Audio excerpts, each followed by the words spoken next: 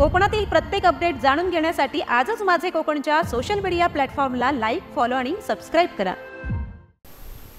मुंबई पुणे एक्सप्रेसवेवर आज पहाटे एका केबल वाहून नेणाऱ्या ट्रकला भीषण आग लागल्याची घटना घडली असून या आगीमुळे बोगद्यात काही काळ मोठ्या प्रमाणावर धूर पसरला होता। मुंबई पुणे एक्सप्रेसवेवरून चालक राहुल यादव हा ट्रक विशाखापट्टणम ते तळोजे असे घेऊन जात असताना तो बोरघाटात नवीन बोगद्यात आला असता शॉर्ट सर्किटमुळे ट्रकला आग लागली। मात्र या प्रचंड आगीमुळे बोगद्यात मोठ्या प्रमाणात धूर पसरला होता, त्यामुळे येथील काही वाहनात असलेले प्रवासी त्यांना तात्काळ बोगद्याबाहेर काढल्याने मोठी दुर्घटना टळली आहे। मात्र त्या प्रवाशांना श्वसनाचा त्रास जाणवू लागला होता।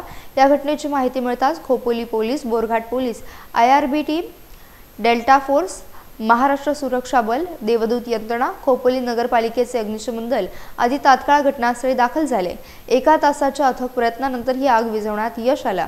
मात्र काही काळानंतर हायड्राच्या सहाय्याने ट्रक बोगद्यातून बाजूला काढून वाहतूक सुरू करण्यात आली।